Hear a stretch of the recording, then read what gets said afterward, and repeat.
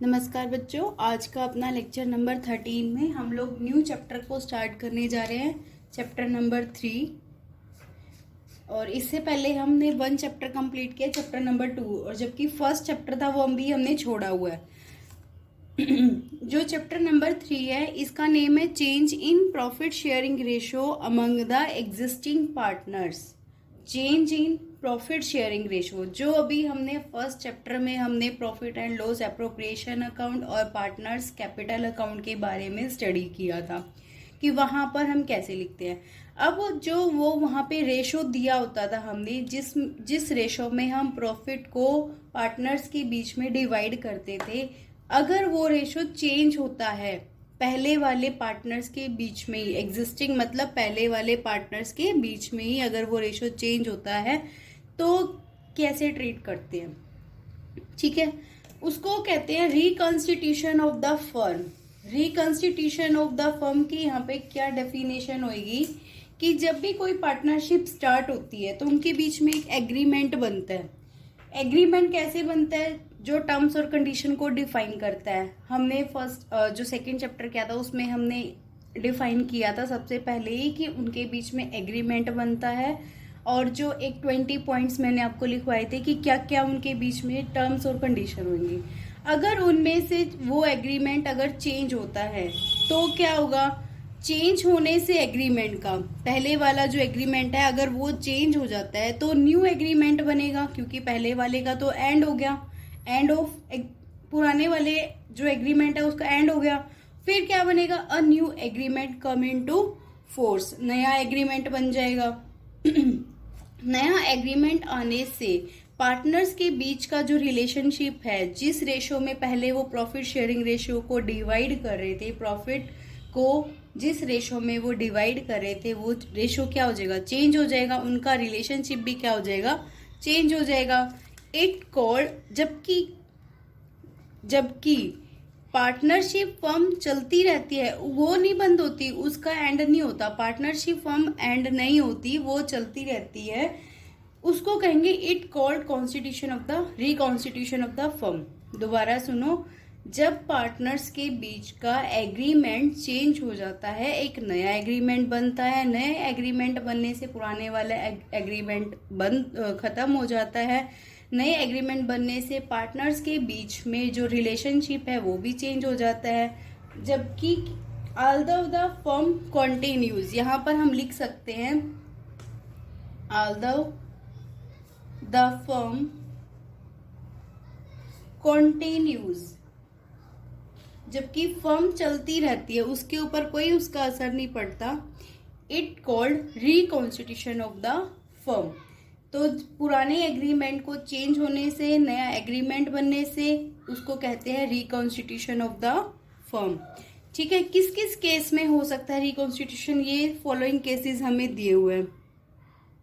Following cases हमें given है कि किस किस सर्कमस्टांसेस में ये चेंज हो सकता है agreement. Change in profit sharing ratio among the existing partners. जो पहले वाले पार्टनर्स थे, जैसे ए और बी पार्टनर्स है सपोज, पहले वो उनका प्रॉफिट शेयरिंग रेशियो था 2:1, 2:1। बाद में उन्होंने एग्रीमेंट को चेंज किया और उन्होंने अपना रेशियो कर लिया 3:1। तो क्या हुआ? पहले 2:1 था, अब कितना हो गया? 3:1। तो इसे क्या कहेंगे? Reconstitution of the firm. Second है admission of a new partner. पहले तो थे चारू और दिनेश, दो पार्टनर्स थे, इक्वली प्रॉफिट को शेयर करे थे, 1:1 था। फिर बाद में वो डिसाइड करते कि सुधा को भी हम नया पार्टनर बना ले, तो सुधा भी आ गई, तो उसे भी क्या कहेंगे? Reconstitution of the firm. Third है retirement of an existing partner. Suppose 3 partners है, बबीता, गीता एंड सीता। बबीता, गीता एंड सीता, उनके बीच का रेशो है 1:2:3, 1 2 3। अब सीता चलेगी, लास्ट वाली जो पार्टनर था बबीता, गीता, सीता में से सीता गई, तो कितना क्या रेशो रह जाएगा? 1:2। तो इसे भी क्या कहेंगे? Reconstitution of the firm. Next है डेथ ऑफ अ पार्टनर।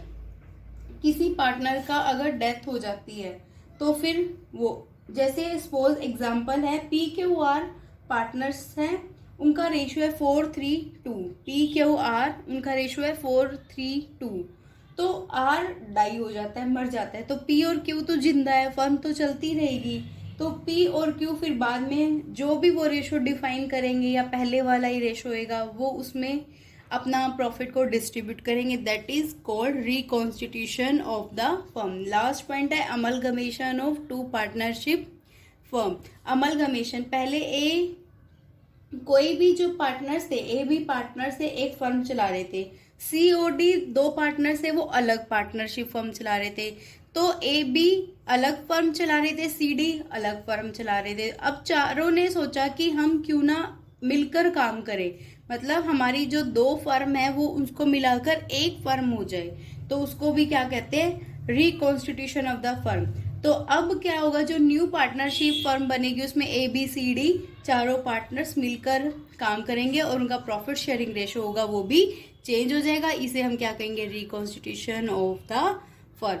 ये आपकी बुक में ही एक्सप्लेन है सारा, वहीं से मैंने आपको समझाया, आप उसमें से रीड आउट कर लेना, ठीक है। अब change in profit sharing ratio among the existing partner, यहाँ पर मैं आपको एक एग्जांपल के साथ समझा देती हूँ, ठीक है। एग्जांपल मैं ले रही हूँ यहाँ पर कि A और B टू पार्टनर्स हैं, ठीक है।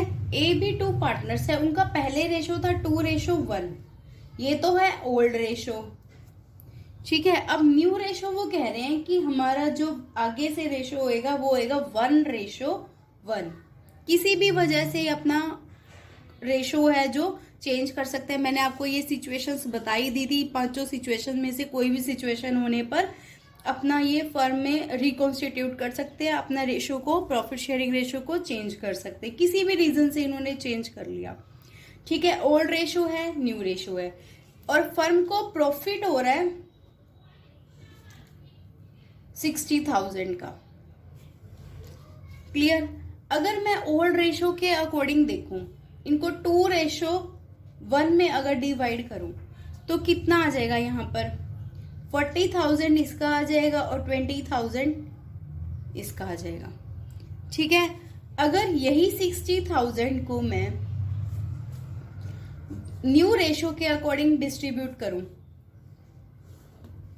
ठीक है, तो कितना आ जाएगा इनका, 30,000 इसका आ जाएगा और 30,000 इसका आ जाएगा, क्लियर। पहले मैंने यहाँ पर ओल्ड रेशो में डिस्ट्रीब्यूट किया, दैट इज 2:1, फिर न्यू रेशो था 1:1, यहाँ पर मैंने डिस्ट्रीब्यूट किया 30,000 एंड 30,000। अब क्या चेंज आ रहा है, पहले ए को जहां पे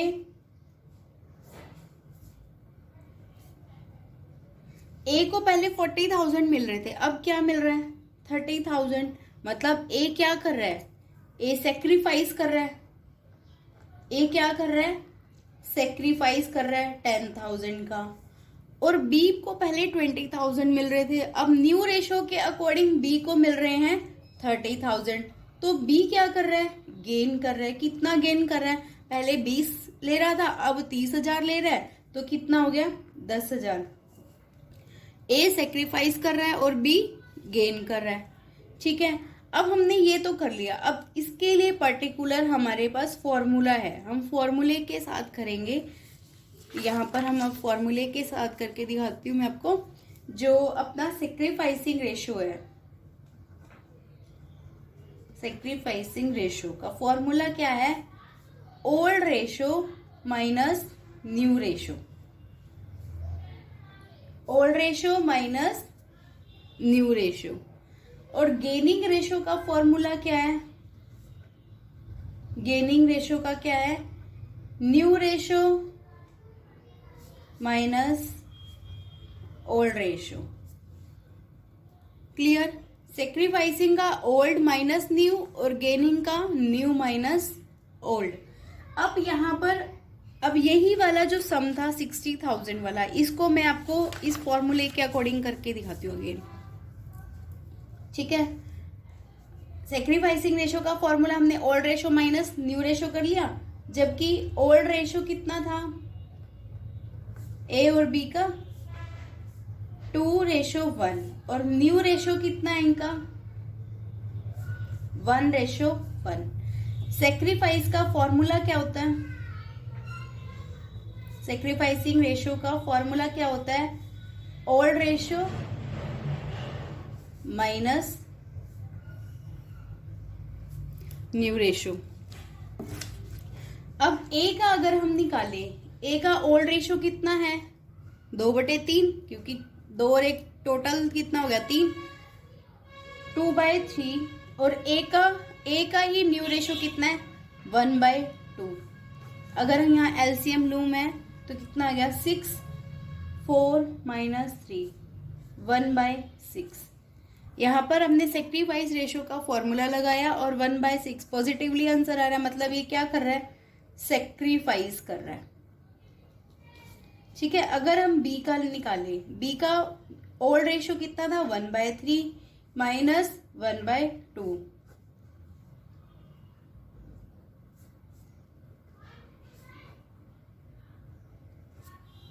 यहाँ पर इसका आंसर नेगेटिवली आया, जबकि जो हमने फॉर्मूला लगाया वो सेक्रीफाइस का लगाया है।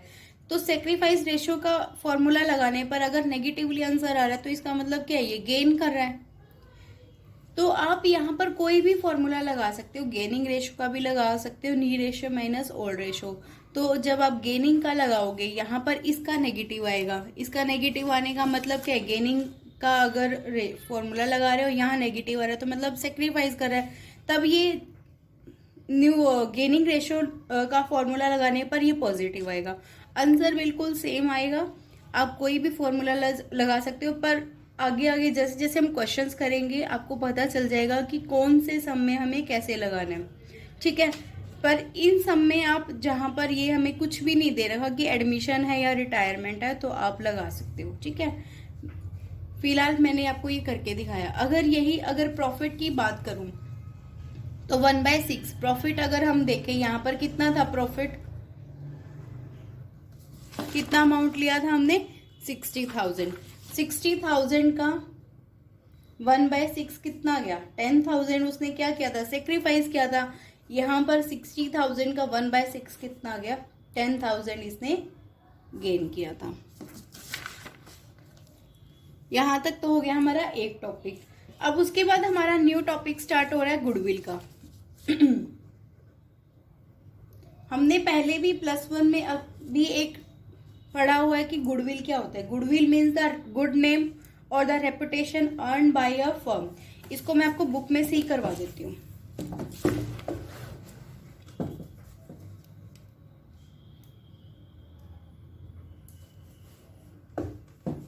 Clear?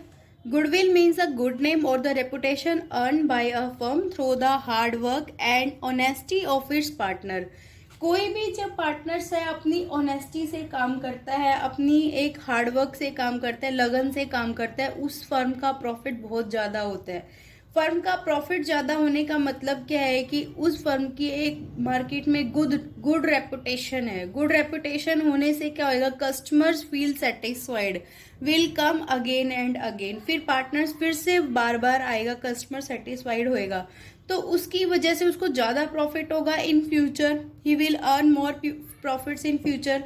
Thus, goodwill is the value of the reputation of a firm which enable it to earn higher profit in comparison to the normal profit earned by other firms in the same trade। Suppose दो firm है, जैसे A और B है, ठीक है, A और B दो firm है। A प्रॉफिट ये भी शूज का काम कर रही है सपोज, और ये भी शूज का है इसकी शॉप।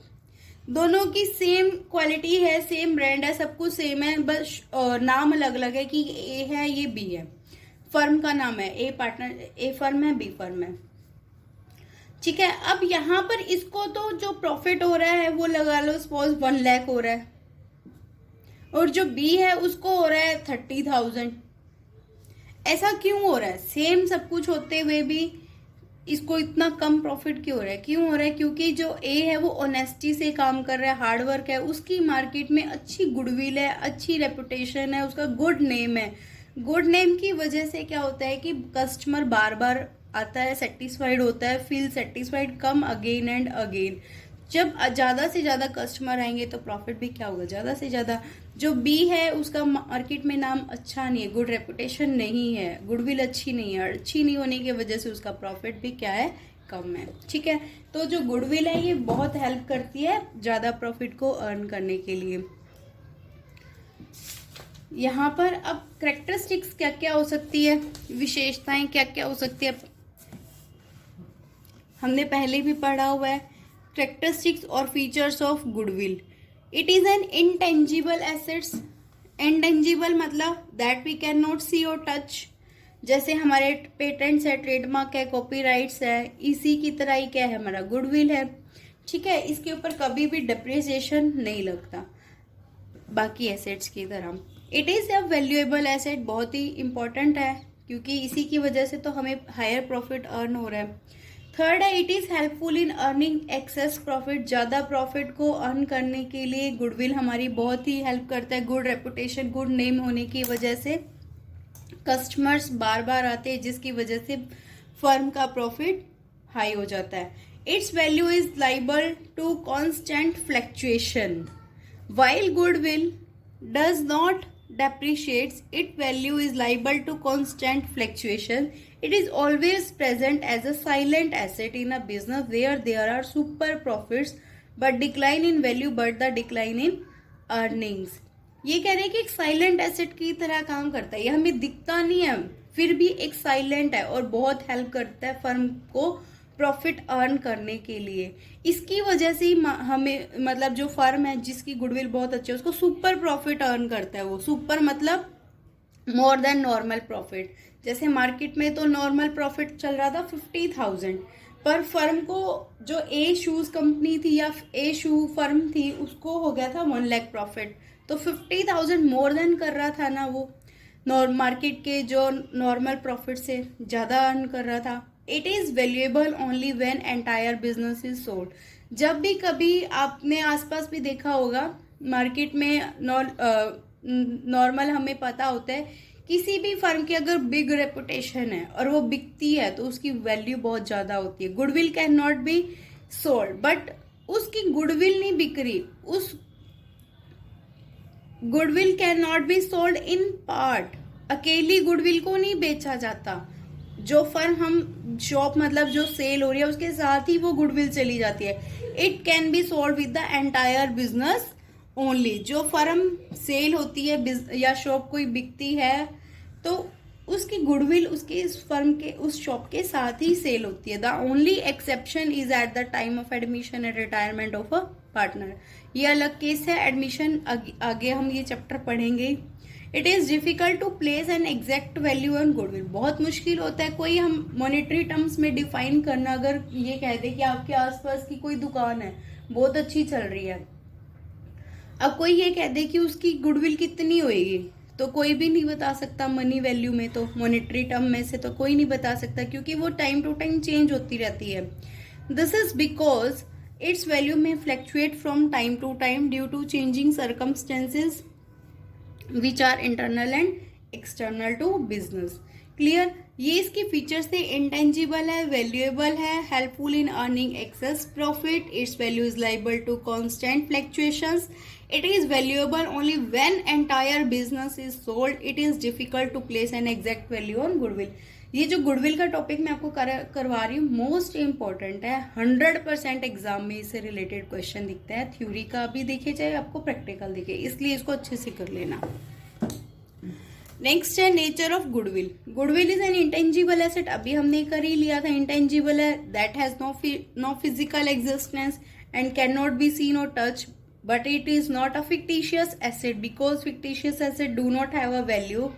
फिक्टिशियस एसेट्स तो वो होती है जिनकी कोई वैल्यू ही नहीं होती, परंतु गुडविल की तो वैल्यू है, इसलिए इसको फिक्टिशियस नहीं कह सकते गुडविल को, ये हमारी इंटेंजिबल है। याद रखना, गुडविल फिक्टिशियस एसेट नहीं है, गुडविल हमारी इंटेंजिबल एसेट है जो कि प्रॉफिट अर्न करने में हेल्प करती है। इट कैन बी सोल्ड, इसको सोल्ड तो किया जाता है Though a sale will be possibly along with the sale of entire business। सारे बिजनेस जब बेच रहे हैं तो उसके साथ ही गुडविल सेल होती है।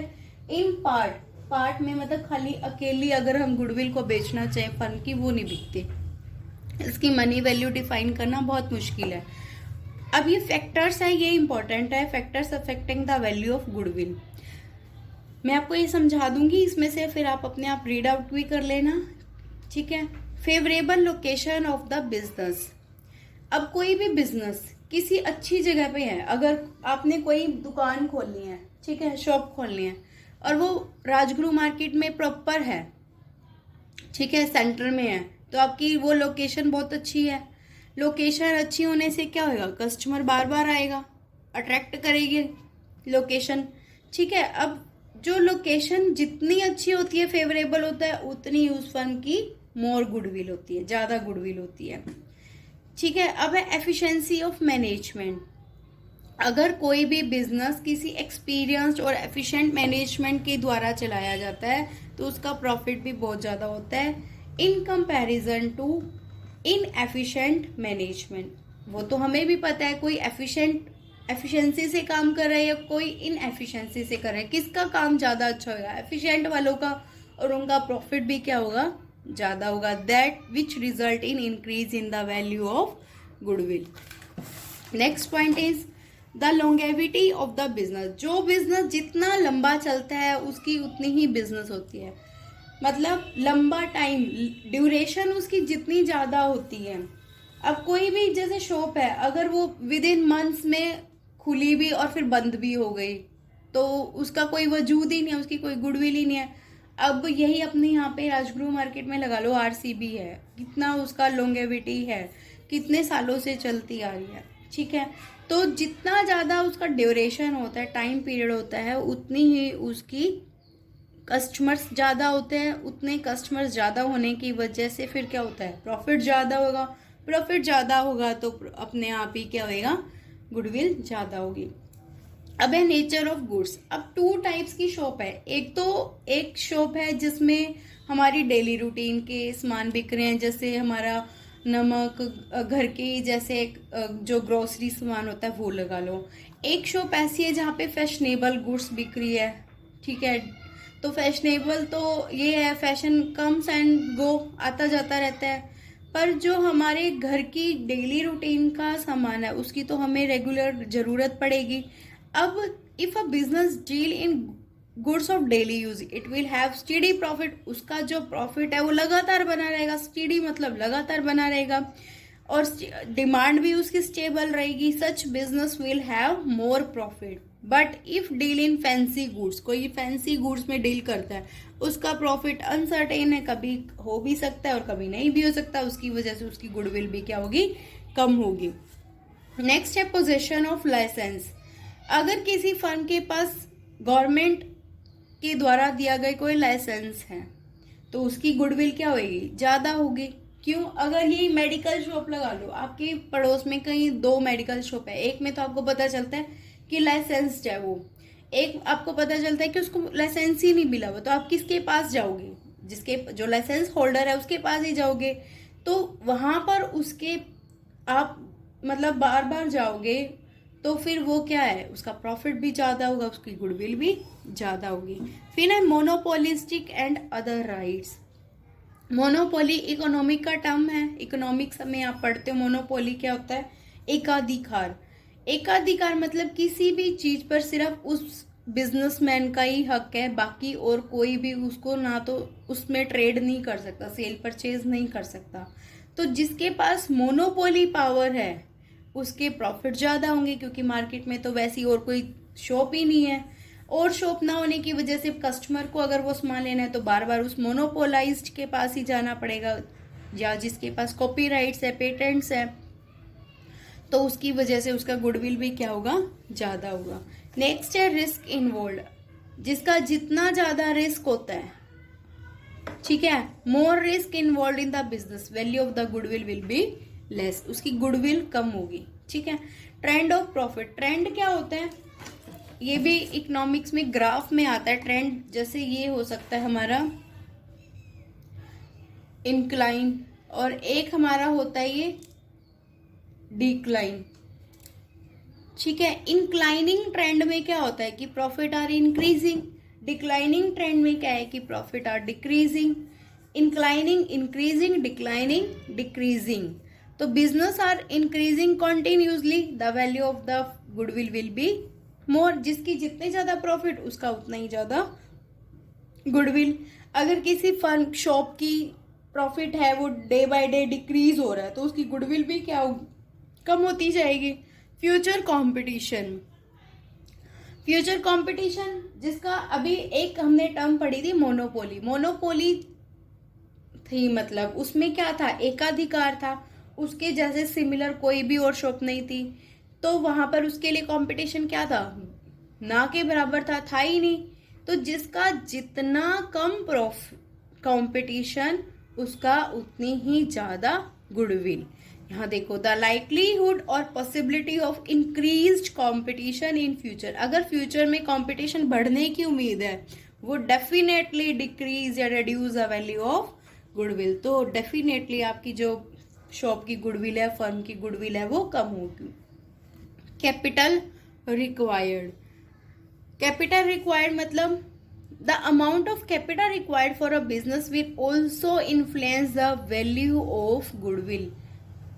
If two business enterprises earn the same rate of profit, अगर दो बिजनेस एंटरप्राइजेज है उनको सेम रेट का प्रॉफिट हो रहा है, बिजनेस विद लेसर कैपिटल, अगर जिस बिजनेस की कम कैपिटल है, मतलब ए और बी दो फर्म है, दोनों को same rate of profit earn कर रहा है। जैसे यहाँ पर एग्जांपल के साथ करते हैं हम, ये ए और बी है, दोनों को सेम प्रॉफिट हो रहा है 1 लाख एंड 1 लाख, जबकि कैपिटल रिक्वायर्ड थी इनकी, कैपिटल ए ने लगा रखी है फर्म में only and only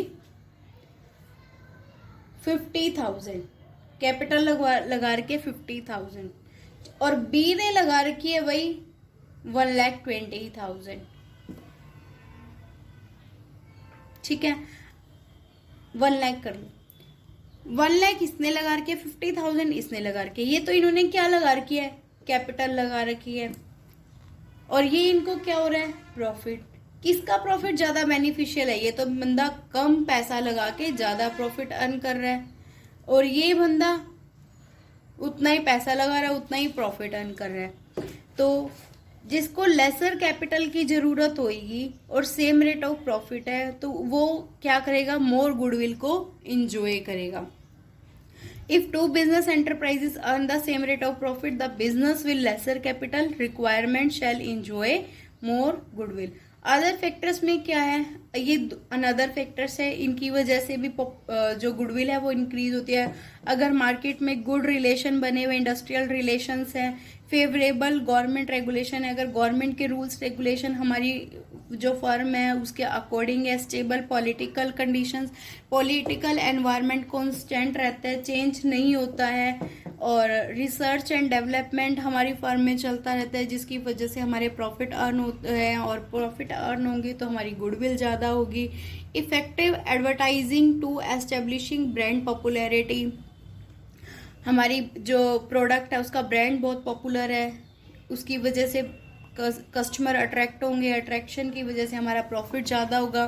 popularity of product in terms of quality, हमारे प्रोडक्ट की क्वालिटी भी ज़्यादा है तो क्वालिटी बहुत अच्छी है, customer feel satisfied, come again and increase the profit of the firm. This will increase automatically, definitely increase the value of goodwill. ठीक है, अब ये यहाँ तक हमने गुडविल की पॉइंट्स पढ़ लिए। इसके बाद प्रैक्टिकल सब्जेक्ट क्वेश्चन स्टार्ट हो जाएंगे गुडविल के, वो हम नेक्स्ट लेक्चर में कर लेंगे। अब एक पॉइंट है कि एक गुडविल तो होती है सेल्फ जनरेटेड, और एक होती है कि खुद बनाए।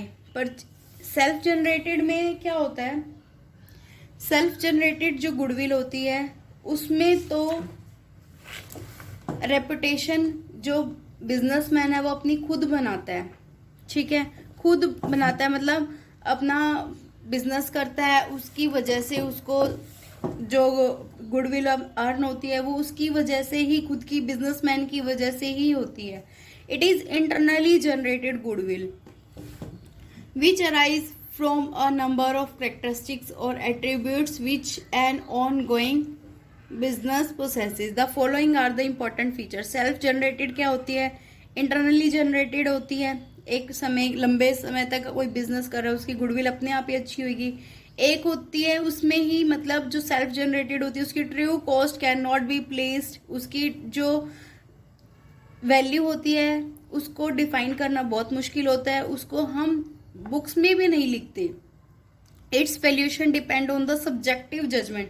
सब्जेक्टिव क्या होता है, जो बिजनेसमैन है उसकी थिंकिंग, उसकी सोच, उसके ऊपर ही डिपेंड करता है कि वो उस फर्म की कितनी गुडविल डिटरमाइन करेगा। As per accounting standard 26 intangible asset, ये हमारे अकाउंटिंग स्टैंडर्ड +1 में आए थे, उसके अकॉर्डिंग है कि it is not recorded in the books of account because consideration in money और money's worth has not been paid for it. कि जो सेल्फ जनरेटेड या इनहेरेंट गुडविल होती है उसको हम बुक्स में नहीं लिखते। क्यों? क्योंकि हमारा ये जो +1 में हमने एक पढ़ा था कि कोई भी एसेट जिसकी मनी वैल्यू डिफाइन नहीं की जा सकती उसको हम रिकॉर्ड नहीं करते। मॉनेटरी वैल्यू डिफाइन करना जरूरी है, सेल्फ जनरेटेड को नहीं लिखा जाता। तो लिखते कौन सी गुडविल को है, वो है हमारी परचेज्ड गुडविल। ये है ना purchase goodwill. Purchase goodwill is the goodwill which is acquired by making a payment. मतलब कोई ए और बी दो फर्म थी, ए ने क्या किया कि बी फर्म को एक्वायर कर लिया, खरीद लिया। अब बी फर्म को जब खरीदा तो बी ने क्या किया, बी का जो बिजनेसमैन था उसने उस फर्म की गुडविल डिफाइन की कि मेरी फर्म को चलते हुए इतने साल हो गए, तुम मुझे इतने फर्म का पेमेंट करोगे ड्यूरेशन का, ठीक है। तो फिर उसने जो ए फर्म ने उसको पेमेंट की गुडविल की, जब उसका बिजनेस खरीदा तो ए ने पेमेंट की ना, मॉनेटरी वैल्यू डिफाइन हुई, तो उसको हम बुक्स में लिखेंगे। मतलब परचेज गुडविल को हम बुक्स में लिखते हैं, सेल्फ जनरेटेड को हम बुक्स में नहीं लिखते। फॉर एग्जाम्पल यहाँ पर when a business is purchase the excess purchase consideration over its net asset is refer to as purchase goodwill. मतलब एसेट्स थी, जो ए ने बी की फर्म को खरीदा था तो बी की जो एसेट्स की वैल्यू थी वो 5 लाख थी, पर ए ने भुगतान किया 7 लाख। क्यों किया? 2 लाख ज्यादा क्यों भुगतान की? वो गुडविल के भुगतान की उसने, ठीक है। तो ओवर द नेट एसेट, ठीक है। The following are the important feature of purchase goodwill. Important features के, it arise on purchase of a business. Business को जब परचेज करते हैं तभी परचेज गुडविल अराइज होती है। नेक्स्ट है, it is recorded in the books of accounts because consideration is paid for it. अभी हमने किया था ना कि सेल्फ जनरेटेड में हम बुक वैल्यू नहीं, बुक्स में उसकी वैल्यू डिफाइन नहीं करते, जबकि परचेज को डिफाइन करते क्योंकि उसके लिए हमने मनी पे की है। It is shown in the balance sheet as an asset. It is amortised over its useful economic life. Amortised क्या होता है, ये भी हमने +1 में डेप्रिसिएशन वाले चैप्टर में क्या था, एमोटाइजेशन। मतलब उसके ऊपर time to time economic life उसकी कम होती जाती है, उसका डेप्रिसिएशन से मिलता जुलता वर्ड ही है इसका एमोटाइज, ठीक है। अब यहाँ पर need for the valuation of goodwill, अब हमें जरूरत क्यों पड़ी गुडविल को वैल्यू करने की। When there is a change in profit sharing ratio among the existing partner, when a new partner is admitted, when a partner retires or die, when the firm is sold, when the firm is amalgamated with another firm। ये वही वाले 5 points है जो भी हमने सबसे पहले किए थे। क्लियर? यहाँ तक आपका गुडविल का पॉइंट क्लियर हो गया। उसके बाद जो मेथड्स और वैल्यूएशन ऑफ गुडविल है ये हम नेक्स्ट लेक्चर में करेंगे। अब आप लोग न्यू चैप्टर स्टार्ट हुआ है और न्यू चैप्टर को साथ के साथ करते रहना मोस्ट इम्पॉर्टेंट है। इसमें से सम हमेशा ही आता है एग्जाम में, और इसको क्लियरली आप लोग पहले लर्न करके याद करके इसको, जो आप इसको याद कर लें, और याद करने के बाद फिर आप इसको अपनी नोटबुक में राइट डाउन कर लें। ओके, थैंक यू बच्चों, हैव अ गुड